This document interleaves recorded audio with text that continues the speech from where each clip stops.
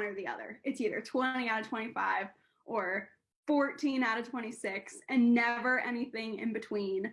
And then reading comprehension, like I said, I can never get past the 18 mark. Gotcha. Okay. So a couple thoughts. One is that everyone's scores fluctuate to some extent. We can minimize that though. And a range of 14 to 20 correct is a big, big difference.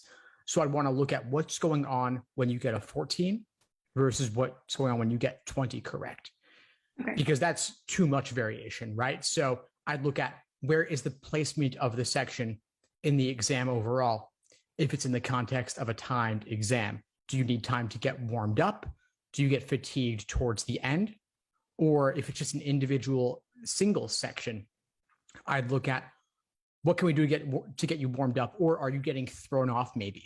Like, let's say question number 15 gave you trouble and you're still thinking about it while you're solving 16, 17, 18, 19. That could be a whole string of wrong answers. So let's start there. Do you ever notice strings of wrong answers in the sections that you do? I think I have, especially even not just with like logical reasoning, but especially with a logic game. I know that there are times where I've gone through and like 1, 2, and 3, I'm like, I know what I'm doing. Maybe I had to like guess on one because I didn't want to take the time to figure out between the two answers because I was approaching like my 8.5 minute mark and I just needed to move on. But if there was a game that I read and I was like, I don't even really know how I should be setting this up, I skip it and go to the next one, but I'm still thinking about it. I'm still like, oh man, like, I don't know how I'm going to get that one because it's like a bump in the road. You know what I mean? So I do. I think another thing is that we talked about last night with logical reasoning is that the first 10 should only be taking 10 minutes, that if you spend more than 10 minutes on the first 10. And I think that that's something that I started going against the more that I was studying. I think in the beginning, I was like really pumping through them. And then I was like, oh, I should be more analytical of what I'm trying to read here. And then I don't get to do the last 4 or 5 because I've spent way too much time on the first 10 making sure they were correct. So I think that those have been 2 issues that I've had. Totally. Yeah, it's good to hear about both of those there. I mean, definitely makes sense you would have a cluster of wrong answers in logic games if you just didn't get that game. There's also time invested in setting up the game, taking a look at that paragraph in the rules, then saying, you know what, I'm just going to come back to this entire game later. Of course, it could stress you out knowing that you haven't yet secured that game and that something was a little bit off or off-putting about it. And then you got to come back to it later. So I would say, how about just trying to tackle that game in the moment? If you're going to attempt all 4 games anyway, why not just do them in the order given? Yeah. So that's my thought about the logic games. Just tackle those. And then if you notice a trend, I think you said grouping matching. Was that the game type? Yeah, I don't know if yesterday was just like a bad day or, I just consistently wasn't getting, I was only getting half credit or maybe 1 more, or was getting 2 out of the 6 right. Like I specifically wrote down like the Hindu deities one that you have on there. Like I just was not getting that one. And I don't know if it was that I didn't understand a specific rule. I will say I wasn't doing contrapositives whenever I was in my previous prep. So that's definitely, I think, helped me even gain just 1 point or figuring out, the setup and like making more deductions up front. I think that that's already helped me. I think now I'm worried that I haven't timed myself doing them since. So now I'm worried that I'm taking like entirely too much time and like giving myself 10 or 11 minutes to do it. And I might be getting all the questions right, but I'm giving myself 10 or 11 minutes to do the problems instead of 8. Now, I think so that's another one of my concerns there. Sure. So 10 or 11 minutes could actually be okay for a given game. The Hindu deities game is incredibly difficult, harder than your average game, certainly. So it's fine to take 11 minutes there. But of course, you've got to balance it out by solving an easier game much more quickly. So just like you talked about coming around to that idea of logical reasoning pacing, first 10 questions in roughly 10 minutes, I'd love for you to do the same in logic games, where if you see a simple game, like a simple relative ordering game, or you become super proficient with setting up conditional chains and you could solve those games quickly, you then build up a time bank where that you can apply to the tougher games that really need it, like the Hindu deities game or the famous CDs game that's featured in Legally Blonde from Prep Test 31. Like games like that deserve more time. So you can devote more time to them, but it's got to be balanced out somewhere else. Similarly with the logical reasoning, if you solve those first 10 questions in roughly 10, 12 minutes, then you can afford to do the tougher questions a little bit more slowly. And if question number 15 gives you trouble, yeah, you could flag that question, skip it, come back to it later, because you're not sacrificing an entire set of questions like with logic games. You're just saying, I don't want to deal with this tough individual question right now, but I can do that for 3 to 4 questions, knock out all the ones that are easier for me, and then come back later. And since everything's worth the same, why not? Okay. I guess another one of so reading comprehension. In the beginning of my studying, I was flying through reading it. I wouldn't say not comprehending anything, because I actually got my best scores on reading comprehension early on. And it wasn't until, and I was getting to the last prompt, maybe not answering every question in the last passage, but most of them. And that's where I was getting the 17, 18s out of 27. And then once I started to slow down, I was not getting to the last passage, having to skim it and still maybe answering the first question and then having to guess on all the rest, and my scores went down. So how should I be approaching reading comprehension? Should I be trying to do 3 of 4 and really focus on them and then guess on the last passage? How should I be trying to do all of them? What is my best approach there? And should I be skimming or actually reading? Great questions, all of them. We'll cover them all. Okay. To start with, I have a question for you, though, which is, what's your target score? What's your goal? What's the minimum that you'd be happy with? So minimum, I would like to be above a 160. I'm trying to be realistic in the time that I have. And I think that achieving a 160 I could have been capable of doing that prior had I gotten, 3 of my best scores on one exam, because that became consistent, right? Where it was 2 really good scores, 2 really not so great scores, and below what I would normally get. And I feel like that's why I canceled out and I was always getting a 155. So my hope is to get at least a 160. I would love a 165. Obviously anything and beyond would be great too, but low balling between a 160 and a 165. Okay, that's a solid goal, and you can definitely get there between now and the February LSAT, especially if you implement some of the things we talked about related to adjusting your pacing a little bit, and also being okay with flagging a few questions in LR, skipping, coming back to them later so that you avoid getting bogged down. I also want to help you avoid getting bogged down in reading comprehension. You mentioned that you used to do better, but once you started slowing down, you ran out of time naturally. And there can be an adjustment period where when you adopt a new technique, as you're thinking through it consciously every step of the way, you start overthinking a little bit. And then while you should be spending roughly 2.5 to 3 minutes or so on average just reading the passage, if you start implementing every single technique and start applying every strategy simultaneously, then you can end up spending 6 minutes on the passage or more. And then, of course, you're not going to get to all the questions because you can't devote 20 seconds per question. Right. I'm not saying you're doing all of those things, but I'm just pointing out some common mistakes that students often make when they try out a new reading comprehension approach that they've learned from someone else. So tell me just how that feels to you. Which parts of it feel true? Yeah, so I think in the beginning, I was really just reading through the passage. I would highlight some things that I felt like seemed important. But then when I started not doing so well, I don't know if I even felt myself change my approach of handling the passage. But once I started doing progressively worse and getting lower scores than that 17, 18 that I was getting in the beginning, I then started to try and counteract when I went back through to read the questions that I missed and try and understand why I missed it. I would see that it was almost silly of me. And it's because past, like, paragraph by paragraph, I wasn't identifying what the main idea of the entire paragraph was. And I was just, again, just trying to get through it. So then I started trying to adopt in practice where I would read a paragraph, write down a few words or a sentence for each paragraph of what it was talking about and what the main idea was. So if I got to a question that was asking about something specific, I knew what paragraph it was in, or I knew where to go back, or I knew where I would find that information. But obviously, like, that takes more time. I'm stopping reading to write something down, then going back.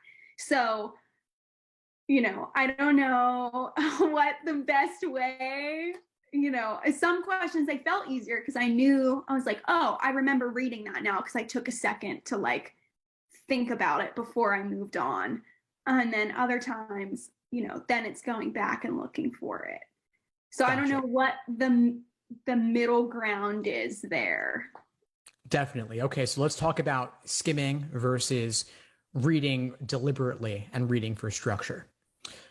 Skimming definitely is not the way I would go. You're not reading this like you would read an online article or a news article, for example, just looking to get the main point, and you can trust topic sentences and closing sentences and trust that there will always be some kind of thesis statement at the end of the first paragraph. It doesn't always work that way. I recommend that you read deliberately, though, looking for the main point, scanning, looking for the author's opinion, looking for the viewpoints presented. Focus specifically on those, knowing that they can appear anywhere in the entire passage. Some paragraphs might just be a ton of details that you flag as evidence, and some might contain a quick summary of the main idea, then you really want to hone in on that. Okay. So I recommend that be the only note that you take. If you're going to write anything down, just write down the main idea, which is the author's opinion. Okay. That alone is all you've got to do. It takes time to write things down. It takes time to read things. And not all of what you write down, if you were taking a more of a summary approach, not all that's going to be useful even. Okay. So I recommend just getting the main idea down and then knocking out all of the general global questions related to it, like main idea, primary purpose, author's opinion, tone, okay, title, those kinds of things. The details, the evidence, that's where I would speed up a little bit.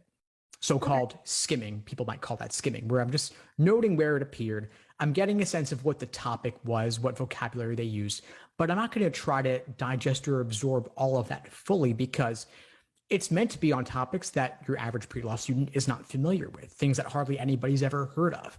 That's totally fine. You can go back and deal with those when and if there's a question related directly to it, but otherwise just remember, okay, well, that was in the third paragraph. There's a lot of evidence there. And you'll go back and find it when you need it. Okay. You brought up local and global questions. And so I want to relate that to logic games. That's not something that I had identified in my previous studying and preparation.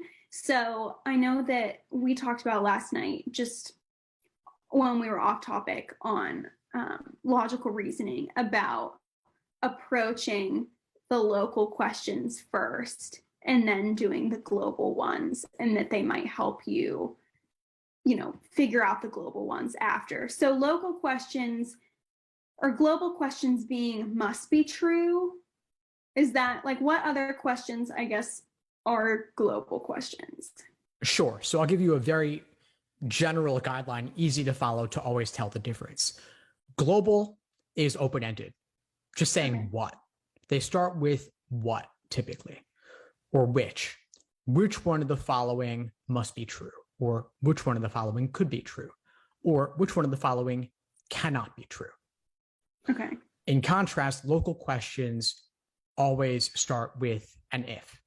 If X is in slot 3, comma, then what must be true, or what could be true. So the if is your giveaway. It's local. And yes, I do agree. I would start with those.